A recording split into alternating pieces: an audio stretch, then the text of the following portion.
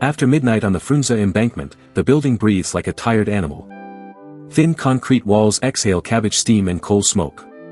Somewhere down the stairwell an elevator groans and shudders, wire cables squealing, then falls quiet again. Moscow, spring 1961. Outside, the river is a smear of black metal under a low sky. Inside apartment 11, a small rectangle of light burns behind a closed bathroom door. The bolt on that door is cheap, a factory piece. It slides home with a sound far too loud for a man who knows that noise can kill. Oleg Penkovsky stands in the cramped bathroom and listens. No footsteps in the corridor. His wife asleep in the bedroom. His little daughter tangled in blankets in the next room. Only the pipes ticking and the faint hissing of the radiator. He turns on the tap.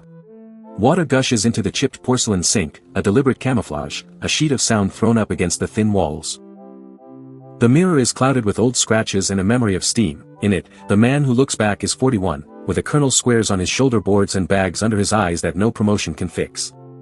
On the toilet lid, which wobbles slightly when he sits, lies a thick manual bound in gray card.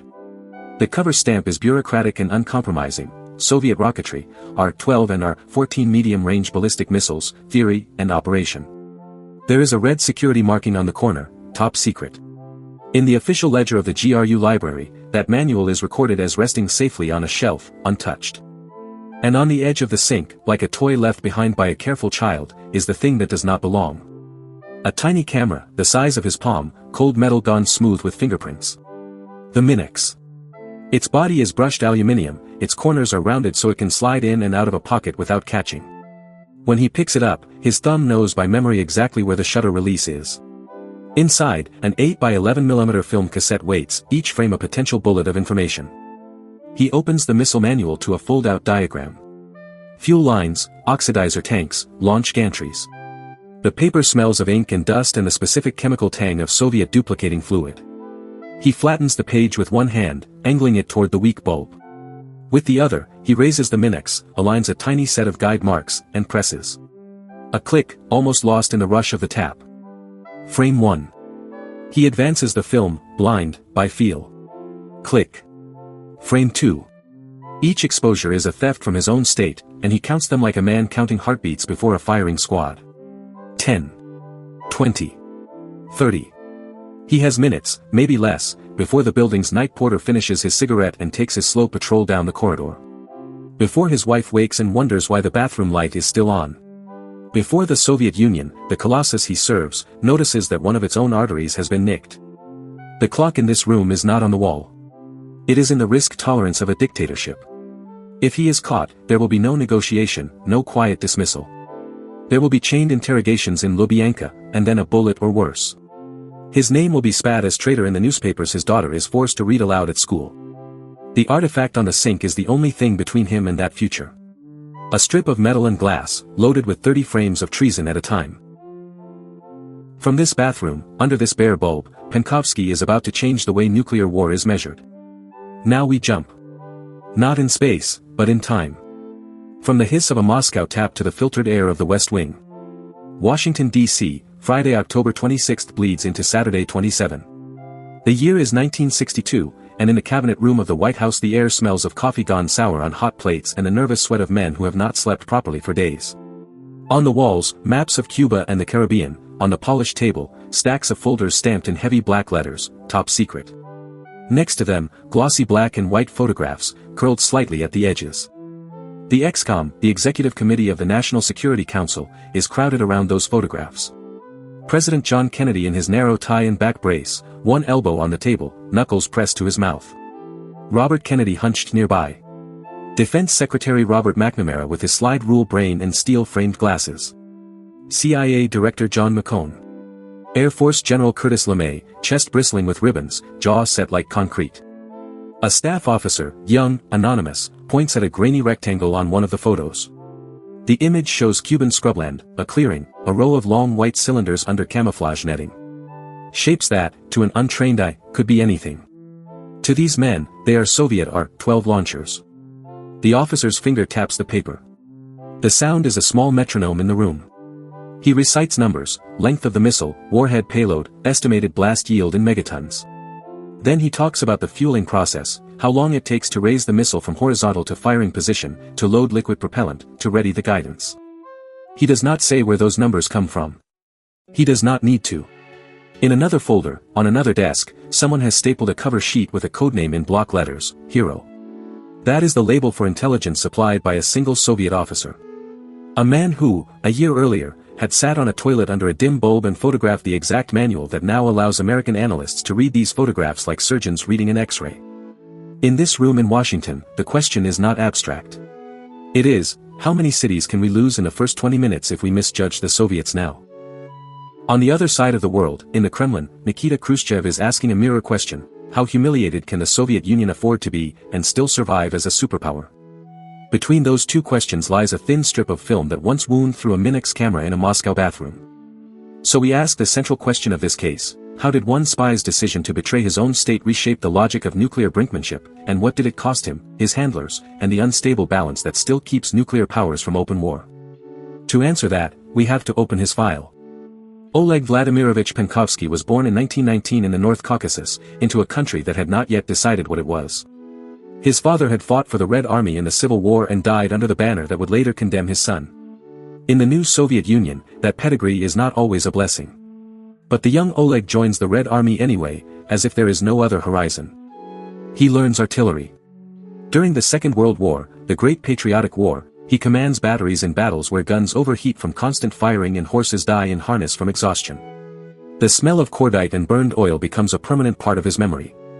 The state decorates him. After the war, he moves through military academies, learns staff work, maneuver, the geometry of massed fire.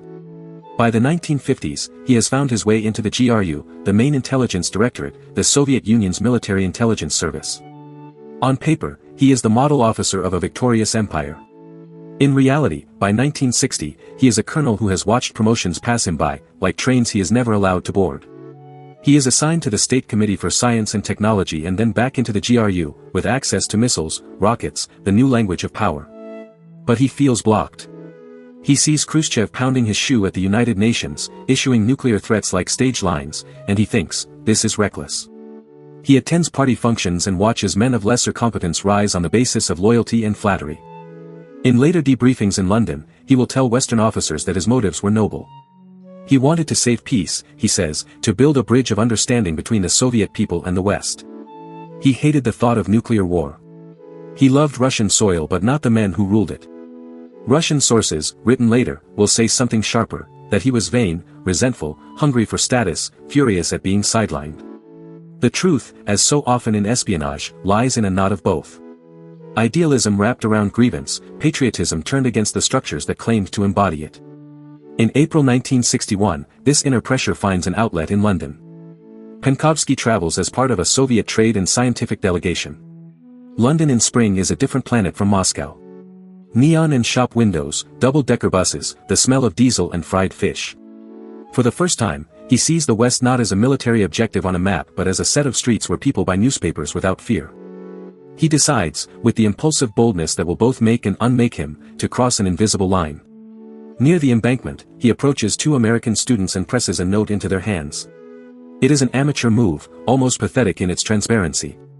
The note identifies him as a colonel in Soviet military intelligence willing to cooperate. The students, spooked, take it to the wrong place. The CIA station in London hesitates. It looks like a provocation, a KGB trap. But British intelligence, MI6, takes a chance. They question him. Little by little, a picture emerges of a mid-ranking officer with astonishing access to the Soviet missile program, whose story checks out under scrutiny. He receives a codename, Hero. From this point, espionage becomes logistics. Moscow in the early 1960s is not an easy place to run a spy. The KGB's second chief directorate watches foreigners, especially diplomats, like falcons. Mail is opened, telephones are tapped, tails are assigned to anyone who visits an embassy more than once. Foreigners are limited in their travel, Soviet citizens who associate with them are noticed. So how do you move secrets across that membrane? With dead drops and choreography. Penkovsky learns to package exposed film and documents into hollowed bricks, to hide them behind loose masonry near a bridge or at the base of a particular lamppost. He is given a set of signals that would look like nothing to anyone else, a chalk mark near a bus stop, a magazine folded in a specific way in a shop window, a phone ringing twice and then hanging up. Each sign means, a drop has been loaded, a pickup is needed, danger, abort. Face-to-face meetings are rare and choreographed to the minute. MI6 recruits an intermediary, a British businessman named Wynne, whose travels for engineering firms provide a plausible cover. Wynne's briefcase becomes another piece of moving infrastructure between East and West. In hotel rooms in London and Paris in 1961 and 1962, Penkovsky disappears for brief windows from his official delegations and finds himself sitting across from men from MI6 and the CIA, recording his knowledge onto tape and paper. The tools are almost domestic in their banality. Matchbox-sized film canisters. Cameras small enough to hide in a cigarette case. Pre-cut pieces of microdot film that can be pasted into the spine of a book. In training manuals now declassified, you can see diagrams of the very devices he used, the angles at which a page should be held to the light, the minimum distance for a legible photograph. Over roughly 18 months, this system moves an astonishing volume of material. Somewhere around 7,000 pages of documents pass from Soviet safes through Penkovsky's hands to British and American analysts. Missile manuals, order of battle charts, the organizational skeleton of the Soviet General Staff, details of deployment procedures. One document in particular, a fuel handling chart for the R-12 missile, lays out in cold numbers how long it takes to fuel, what the turnaround time is between readiness states, where the bottlenecks are. It is as if someone has slipped a maintenance manual for a loaded gun into the pocket of your potential target. In London, the material is catalogued and microfilmed in secure rooms that smell of paper, glue, and stale tea. One such room, known in memoirs as Room 39, becomes the first Western shrine to Penkovsky's treason. MI6 officers, some of whom will later write about those nights, sit under fluorescent tubes, rolling the microfilm, translating acronyms, cross-referencing. Copies are flown to Langley, to CIA headquarters, where analysts in windowless rooms convert Soviet tables into American graphs, and then into briefings that climb the chain. The codename Hero appears on more and more documents.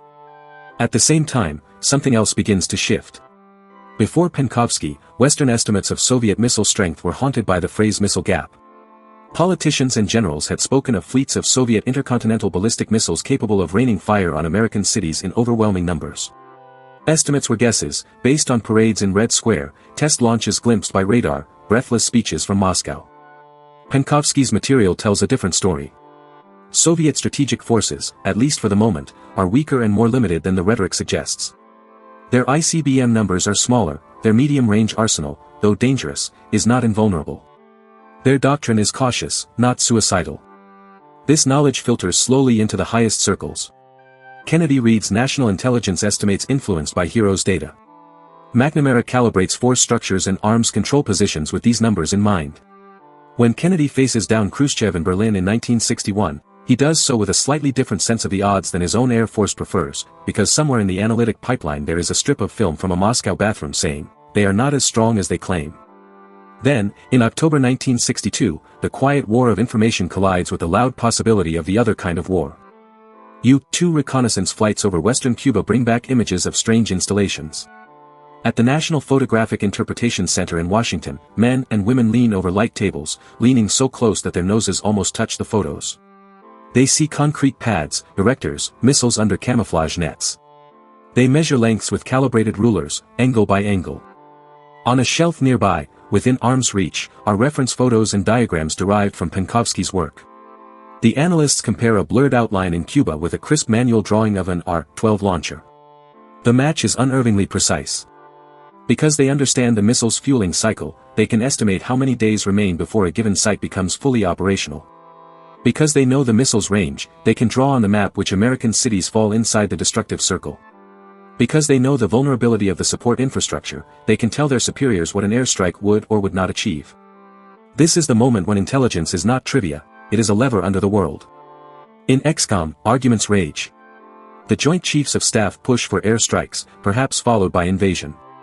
McNamara and others urge a blockade, a quarantine, backed by a show of force but leaving room for negotiation. Kennedy listens, chain-smoking cigars, spine aching, the weight of potential millions of deaths resting in the stoop of his shoulders. Penkovsky is not in that room. But his numbers are. When McNamara argues that the United States still has an overwhelming strategic advantage, that it can afford to be patient because its second strike capacity is secure, he is leaning on assessments built in part on Hero's contributions. When analysts say that the Cuban missiles, though terrifying, are not yet ready to fire, they are leaning on Penkovsky's stolen charts. On the Soviet side, Khrushchev believes that placing missiles in Cuba can redress the imbalance, protect Castro, and give him a bargaining chip. He does not know that the Americans know how fragile his missile force really is. That ignorance pulls him one way. The Americans' knowledge pulls them another. The crisis becomes a collision of misperceptions and stolen clarity. While this plays out, something else is happening back in Moscow. The KGB's second chief directorate has been uneasy for months. There have been odd coincidences, Western moves that suggest an unseen source. A meeting that does not feel right. A courier under observation. Perhaps, as some accounts hint, a technically compromised CIA officer or a bug in an embassy office gives them a thread to pull. In a system built on suspicion, it does not take much. They tighten surveillance. Mail is sifted more carefully. Known foreign contact points are surrounded by plainclothes watchers with notebooks and sharp eyes. Penkovsky, who has spent months dancing through these nets, begins to feel them brushing against his skin. In late October 1962, as the world watches the surface of the Cuban crisis, the net underneath him snapped shut. The details of his arrest are blurred by conflicting sources. Some Western accounts speak of a compromised dead drop, others of a surveillance team catching him in a meeting. Russian accounts, written after the fact, prefer a narrative of inevitable triumph. What we know is that sometime in those weeks, Penkovsky disappears into Lubyanka. His British courier, Wynne, is arrested in Budapest and whisked to Moscow as well. The invisible bridge between Penkovsky's bathroom and the Western war rooms is cut. In 1963, a trial is staged. The photographs from that proceeding are now an artifact as telling as any camera. In one grainy black and white image, Penkovsky stands in a glass dock, the architectural expression of a state that likes its traitors visible and contained. His face is impassive, almost bored, as the charges of treason are intoned. Beside him sits a co-defendant, a former state committee official. The judges wear their anonymity like medals. The verdict is foregone. He is condemned. Official Soviet records say he was shot. Decades later, lurid memoirs will whisper of a different fate, of him being strapped to a board and slid alive into a crematorium furnace for a training film shown to security officers. The evidence for that horror is paper-thin, more propaganda than history. What matters is simpler and no less brutal: he dies at the hand of the state he tried to restrain. What did his life and death purchase? To see that, we step back from the bathroom, the courtroom, and the cabinet room and look for the pattern. Espionage sits uneasily in the moral vocabulary of nations. It is called a necessary evil, a dirty but unavoidable business. Penkovsky's case reveals a sharper dynamic. On one hand, his intelligence reduced uncertainty at the top. It punctured fantasies about unlimited Soviet power. It gave Kennedy's team a more accurate sense of where the red lines truly lay. That, arguably, made a measured response in Cuba thinkable.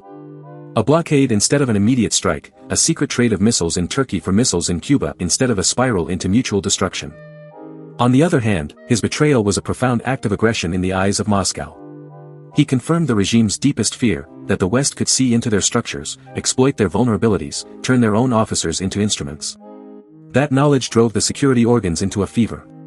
They responded by tightening control, amplifying paranoia, purging suspected sympathizers. The pattern is this: when strategic transparency is acquired through espionage, it can cool tempers between leaders while heating paranoia inside their systems.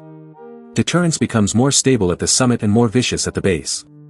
Then there is the moral economy of betrayal itself. Penkovsky spoke of being loyal to the Russian people, not the Soviet state. In his mind, the two had diverged. He cast himself as a guardian of peace, willing to sacrifice his own safety to prevent nuclear war. Western handlers, MI6 officers like Harry Shergold, CIA case officers like George Kaiswalter, describe him in their memoirs as charismatic and eager, always wanting to be the star of the story, sometimes almost too reckless in seeking contact. They also describe the way his bravado frayed as the KGB's presence thickened. The way his hands shook when he lit a cigarette. The way he would talk in torrents during debriefings, then fall suddenly silent, staring at the wall as if listening for feet in the corridor. Great powers outsource some of their moral risk onto individuals like him. They call them heroes when they serve their side and traitors when they serve the other. The bill almost always arrives in flesh and bone. Did Penkovsky save lives by helping to avert war, or did he deepen a cycle of distrust that made future tensions worse? Historians argue over the exact degree to which his material influenced each XCOM decision. They agree on this much: Hero was among the most valuable human intelligence sources of the Cold War. Without him, Kennedy might still have chosen the blockade. But he would have done so with less confidence, under more pressure, under a thicker fog. Return now, one more time, to Black Saturday, October 27, 1962. On that day, a U-2 reconnaissance plane is shot down over Cuba. Its pilot, Major Rudolf Anderson, dies. Soviet submarines, prowling near the quarantine line, are harassed by American destroyers dropping practice depth charges to signal them to surface. On one such submarine, B-59, a nuclear torpedo is on board. Its captain and political officer argue about whether to arm it. A launch would likely have triggered a chain reaction leading to nuclear exchange. In Washington, generals like LeMay argue that the shoot-down of the U-2 proves that the Soviets are escalating. They urge airstrikes, action, decisive force. Kennedy resists. He knows that Soviet strategic forces, especially their ICBMs, are limited. He knows that the Cuban missiles are not yet fully ready. He can afford, barely, to wait for a back-channel negotiation. That confidence rests on a fragile scaffold of information, part of which was built in a bathroom on the Frunze embankment. In the end, the crisis ends not with mushroom clouds but with a secret trade. Publicly, the Soviets withdraw their missiles from Cuba in return for US pledge not to invade. Quietly, over weeks, American Jupiter missiles in Turkey are also removed, giving Khrushchev something he can call a victory at home. The bill is not itemized in public. Penkovsky is dead. Wynne sits in a Soviet prison until he is exchanged on a bridge in 1964 for a KGB spy held in the West. Inside the Soviet security services, a silent campaign begins, rooting out any hint of Penkovskyism, a newly coined sin that means disloyalty, curiosity about the West, too much travel, the wrong joke at the wrong time. Careers are wrecked on suspicions. Access to scientific exchanges, cultural programs, even trade delegations is tightened. The system becomes more brittle, more sealed. In the West, his case rewires something too. It makes permanent the idea that you cannot negotiate about nuclear weapons without espionage running in parallel.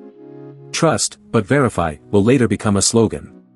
The verify part rests on capabilities that Penkovsky helped justify. High-resolution spy satellites, electronic listening posts that vacuum up telemetry, on-site inspections that are only even demanded because we know from cases like Hero that secrets exist to be stolen. Once leaders have made existential decisions with the help of stolen clarity, they are reluctant ever to go back to ignorance. The quiet war becomes embedded in the visible peace. Now, pull the thread forward. The Minix camera on the sink was a miracle of its age, a device that turned a manual into microfilm with the press of a tiny shutter. Today, entire continents of data move without any human hand touching a physical object. Where Penkovsky risked his life to move 7,000 pages, modern intelligence agencies collect, store, and process billions of communications as a matter of routine. Satellite imagery now shows not only missile pads in Cuba but construction at North Korean launch sites, Iranian enrichment facilities, Chinese test ranges. Cyber intrusions seek not only weapon designs but emails, passwords, the small weak joints of human networks. The questions, however, are exactly the same: what can the other side do? What do they intend to do? How fast can their weapons move? Who gives the order? The technology has shifted from microfilm to metadata, from chalk marks to zero-day exploits, but the political physics remain consistent. States feel safer when they know more about adversaries, and simultaneously more violated when adversaries know more about them. The Cuban Missile Crisis, in which Penkovsky's theft was one of the invisible actors, is still the training script for nuclear-armed leaders. In war colleges and crisis simulations, officials study those 13 days as if they were scripture. Terms like second strike capability, mutual assured destruction, and red lines are built on an assumption that each side has, through some combination of satellites, spies, and signals, a tolerably accurate picture of the other's arsenal and doctrine. Penkovsky's story shows how fragile that assumption is. So much can hinge on a few pieces of paper, a few judgments by analysts, a few humans willing to cross moral boundaries. It also shows that even when knowledge reduces the risk of miscalculation at the top, it can plant seeds of extremism and repression below, as states harden themselves against the idea that their secrets might walk out under their own power. We live now with new fault lines, tension between the United States and Russia, between India and Pakistan, between the United States and China. In each of these relationships, intelligence collection is constant. Defectors, informants, cyber penetrations, commercial satellite imagery available to anyone with a credit card. The temptation to lean on secret sources for reassurance is as strong as it was in 1962. So is the risk of misreading them. There is an ethical knot at the center of all this. When does gathering information to prevent war cross into provoking it? At what point does the hunt for transparency become itself a reason for the other side to assume hostility? For democracies, the knot is tighter. In the Cuban Missile Crisis, most citizens did not know the details of the trade over Turkey, nor the existence of Hero. They experienced only the public drama and the relief. Today, citizens live inside systems that promise both security and privacy, deterrence and restraint. Systems that carry out in their name the kinds of unilateral moral gambles that Penkovsky chose for himself. If a modern Penkovsky emerged today inside a rival state's nuclear program, leaking classified schematics and plans not on microfilm but via encrypted messages and stolen drives, would we cheer them as a guardian of peace, or worry that each new revelation pushed the situation closer to a corner from which there is no dignified exit for their leaders? How much destabilizing truth are we prepared to tolerate? We return, in closing, to two rooms. One is tiled, cramped, lit by a single bulb. A man in a Soviet uniform holds his breath as he presses the shutter on a tiny camera, counting silently, listening for footsteps. He believes, in that moment, that by committing treason he is serving a larger loyalty, to his people, to peace, to a future in which his daughter does not have to practice air raid drills. The other is paneled in wood, lit by television cameras and fluorescent strips. Men in civilian suits argue over maps and photographs, over words like quarantine, over whether to risk everything on a show of force or a back-channel deal. They believe, some of them, that history will call them cowards if they do not act, others that history will call them murderers if they do. Between these rooms runs an invisible wire of knowledge. Verdict: Penkovsky did not single-handedly save the world, and he did not work alone. But his theft of knowledge made it possible for leaders, in a week when illusions could have been fatal, to see the real balance of power more clearly. His story exposes a blueprint of the nuclear age that has not changed. Survival depends not just on weapons, but on uncomfortable truths smuggled across borders, and on our willingness to let strangers risk everything for secrets we may not even want to know. Look around you. The quiet war of information he embodied has not ended. It runs under our borders and alliances, through undersea cables and satellite links, through leaked documents and anonymous sources. Somewhere tonight, in some other capital, a different officer may be standing under a dim bulb with a phone instead of a Minix, deciding whether to press send. Join the investigation. Follow the wires backward from today's headlines about nuclear tests, cyber breaches, satellite images, and ask, whose eyes are we seeing through? Which silent actors, which modern heroes or anti-heroes, are shaping the choices our leaders believe they have? When you hear a claim about what another nation can do, ask yourself what bathroom, what back room, what server, that confidence was born in. And then, the legacy question, the one history cannot answer for you. If you found yourself in Penkovsky's position, an insider to dangerous secrets, watching your own leaders play games with weapons that could erase cities, where would you draw your line between loyalty and conscience? Would you stay silent and protect your family and your flag, or would you risk being called traitor in the hope that someone, somewhere, would use your betrayal to pull humanity back from the edge? There is no archive entry for that choice. Only the one you would make, if the camera were in your hand, the tap running, and the knock on the door one heartbeat away.